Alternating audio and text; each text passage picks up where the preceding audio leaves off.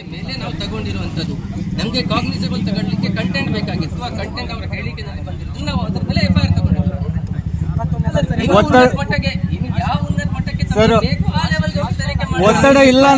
ಒತ್ತಡ ಇಲ್ಲ ಅಂತ ಹೇಳಿದ್ರೆ ಆ ಆರೋಪಿಗಳ ಮನೆಗೆ ಹೋಗುವ ಮುಂಚೆ ರಶ್ಮಿ ಸಾವಂತ್ ಮನೆಗೆ ಯಾಕೆ ಹೋಗ್ಬೇಕಿತ್ತು ಪೊಲೀಸರು? ಒಂದು ಟ್ವೀಟ್ ಹಾಕಿದವರು ಆರೋಪಿಗಳ ಮನೆಗೆ ಇನ್ನೂ ಹೋಗ್ಲಿಲ್ಲ, ರಶ್ಮಿ ಸಾವಂತ್ ಮನೆಗೆ ಯಾಕೆ ಹೋಗ್ಬೇಕಿತ್ತು ಒತ್ತಡ ಇಲ್ಲ ಅಂತ ಹೇಳಿದ್ರೆ? ಅದು ಯಾರ ಒತ್ತಡದಲ್ಲಿ ಹೋದದ್ದು ಸರ್? ಅದನ್ನ ಹೇಳ್ತೀನಿ. ರಶ್ಮಿ ಸಾವಂತ್ ಅವರ ಮನೆಗೆ ಹೋಗಿ ಅವರನ್ನ ಹೆದರಿಸುವಂತದ್ದು, ನಾವು ಅವರನ್ನ ಹೆದರಿಸಲಿಲ್ಲ. ಯಾಕೆ ಹೋಗುದೇ ಯಾಕೆ ಬೇಕಿತ್ತು? ಟ್ವೀಟ್ ಮಾಡಿದ್ದು ಅವರು, ಟ್ವೀಟ್ ಮಾಡಿದ್ದು ಆರೋಪಿಗಳ ಮನೆಗೆ ಹೋಗುವ ಮುಂಚೆ ಅವರ ಮನೆಗೆ ಯಾಕೆ ಹೋಗ್ಬೇಕಿತ್ತು? ಒಂದು ನಿಮಿಷ, ತಮ್ಮೆಲ್ಲರಿಗೂ ಗೊತ್ತಿದೆ,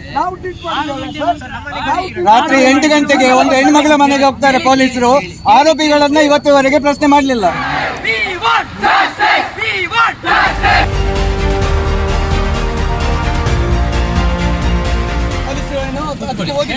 ನಮ್ಮ ಪ್ರಶ್ನೆ, ಯಾಕೆ FIR ಡಿಲೇ ಆಗಿದೆ? FIR ನೀವು ಫೈಲ್ ಮಾಡಿ. ಉಡುಪಿಯ ಪ್ಯಾರಾಮೆಡಿಕಲ್ ಕಾಲೇಜಿನಲ್ಲಿ ವಿಡಿಯೋ ಚಿತ್ರೀಕರಣ ವಿವಾದಕ್ಕೆ ಸಂಬಂಧಿಸಿದಂತೆ ಅಖಿಲ ಭಾರತ ವಿದ್ಯಾರ್ಥಿ ಪರಿಷತ್ ವಿದ್ಯಾರ್ಥಿಗಳು ಅಜರಕಾಡಿನ ಹುತಾತ್ಮರ ಸ್ಮಾರಕ ಬಳಿ ಪ್ರತಿಭಟನೆಯನ್ನು ನಡೆಸಿದರು. ಸಂತ್ರಸ್ತೆ ವಿದ್ಯಾರ್ಥಿನಿಗೆ ನ್ಯಾಯ ಒದಗಿಸಿ ಕೊಡಬೇಕು, ಪ್ರಕರಣದ ಕುರಿತು ಸೂಕ್ತ ತನಿಖೆ ನಡೆಯಬೇಕು ಎಂದು ಆಗ್ರಹಿಸಿದರು. ಉಡುಪಿಯ ನೇತ್ರಜ್ಯೋತಿ ಪ್ಯಾರಾಮೆಡಿಕಲ್ ಕಾಲೇಜಿನಲ್ಲಿ ವಿಡಿಯೋ ವಿವಾದ ಉಂಟಾಗಿದ್ದು ವಿದ್ಯಾರ್ಥಿಗಳು ಬೀದಿಗಿಳಿದಿದ್ದಾರೆ. ಪ್ರಕರಣದ ವಿಚಾರವಾಗಿ ಸೂಕ್ತ ತನಿಖೆ ನಡೆಯಬೇಕು ಎನ್ನುವ ಆಗ್ರಹದ ಜೊತೆಗೆ ಪೊಲೀಸ್ ವರಿಷ್ಠಾಧಿಕಾರಿ ಸ್ಥಳಕ್ಕೆ ಬರಬೇಕು ಎಂದು ಪಟ್ಟು ಹಿಡಿದರು.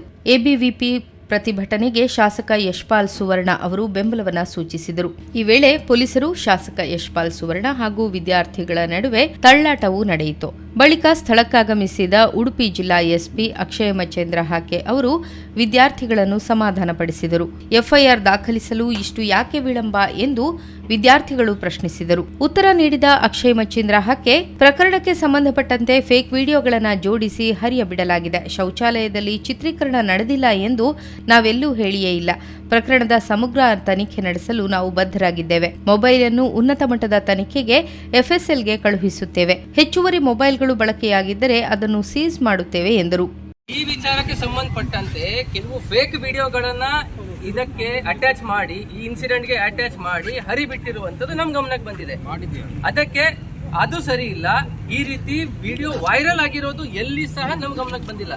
ನಾನು ಬಹಳ ಸ್ಪೆಸಿಫಿಕ್ ಆಗಿ ಅವತ್ತು ಸಹ ಹೇಳಿದೆ, ಇವತ್ತು ಸಹ ಮತ್ತೆ ತಮ್ಮೆಲ್ಲರಿಗೆ ಹೇಳ್ತಾ ಇದ್ದೀನಿ, ಈ ಘಟನೆಗೆ ಸಂಬಂಧಪಟ್ಟಂತೆ ವೈರಲ್ ಆಗಿರೋದು ವಿಡಿಯೋ ನಮ್ಮ ಗಮನಕ್ಕೆ ಬಂದಿಲ್ಲ. ಈ ಘಟನೆನೇ ನಡೆದಿಲ್ಲ ಅಂತ ನಾವು ಎಲ್ಲೂ ಸಹ ಕ್ಲೇಮ್ ಮಾಡ್ತಾ ಇಲ್ಲ.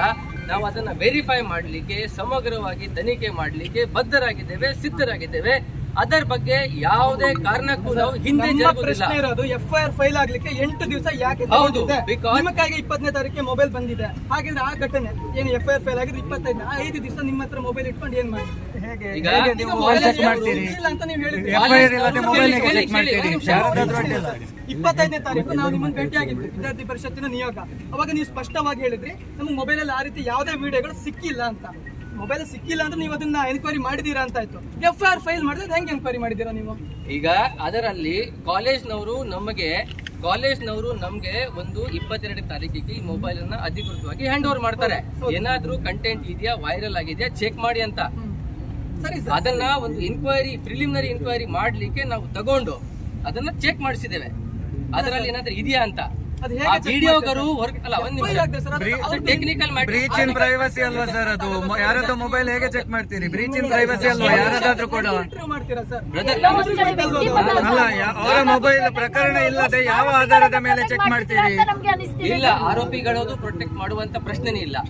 ಈಗ 25ನೇ ತಾರೀಕಿಗೆ ಆರೋಪಿಗಳನ್ನು ಪ್ರೊಟೆಕ್ಟ್ ಮಾಡಿದ ವಿಡಿಯೋ ಹೇಗೆ ಡಿಲೀಟ್ ಆಯ್ತು? ಸಾಕ್ಷಿಯಾಗಿ ಇಟ್ಕೊಳ್ಬೇಕಿತ್ತು, ಯಾಕೆ ಡಿಲೀಟ್ ಮಾಡಿದ್ರು? ಆ ವಿಡಿಯೋವನ್ನು ಉನ್ನತ ಮಟ್ಟದ ರಿಟ್ರೀವ್ ಮಾಡ್ಲಿಕ್ಕೆ, ಸಾಫ್ಟ್ವೇರ್ ಮೂಲಕ ರಿಟ್ರೀವ್ ಮಾಡ್ಲಿಕ್ಕೆ ಈಗ FSLಗೆ ಕಳಿಸ್ತೇವೆ.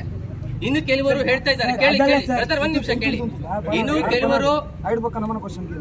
ಕೆಲವರು ಹೇಳ್ತಿದ್ದಾರೆ ಅದರಲ್ಲಿ ಅಡಿಷನಲ್ ಮೊಬೈಲ್ಗಳು ಇರಬಹುದು ಅಂತ, ಅವ್ರ ಕಡೆ ಬೇರೆ ಮೊಬೈಲ್ಸ್ ಇರಬಹುದು ಅಂತ.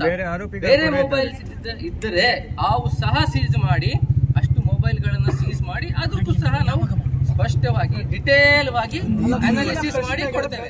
ಇವಾಗ ನಿಮ್ಮ ತಂಡದ ನಾಯಕರು ಏನ್ ಪ್ರಶ್ನೆ ಕೇಳಿದ್ದಾರೆ, ತನಿಖಾ ಮೇಲಾಧಿಕಾರಿ ತಮಗೆ ಬದಲಾವಣೆ ಆಗಬೇಕು ಅಂತಂದ್ರೆ ಅದರಲ್ಲಿ ಯಾವುದೇ ಡೌಟ್ ಇಲ್ಲ. ಇಫ್ ಯು ನಮ್ಗೆ ಬೇಕು ಅಂತಂದ್ರೆ ನಾವು ಚೇಂಜ್ ಮಾಡಿ ಕೊಟ್ಬಿಡ್ತೇವೆ. Point number 1 it is cleared. Second, ಇದಕ್ಕೆ ಸೆಪರೇಟ್ ಆದಂತಹ ಇನ್ವೆಸ್ಟಿಗೇಷನ್ ಟೀಮ್ ನಾನು ಆಲ್ರೆಡಿ ಕ್ರಿಯೇಟ್ ಮಾಡಿದ್ದೇನೆ. ನಿನ್ನೆನೇ ಒಂದು ತಂಡ ರಚನೆ ಮಾಡಿ ಬರೀ ಸ್ಪೆಸಿಫಿಕ್ ಇದರಲ್ಲಿ ಮಹಿಳಾ ಅಧಿಕಾರಿಗಳನ್ನು ಹಾಕೊಂಡು ಬಿಟ್ಟು ಟೆಕ್ನಿಕಲ್ ಟ್ರೈನ್ ಆಗಿರುವಂತಹ ಸಿಬ್ಬಂದಿಗಳನ್ನು ಕೊಟ್ಟು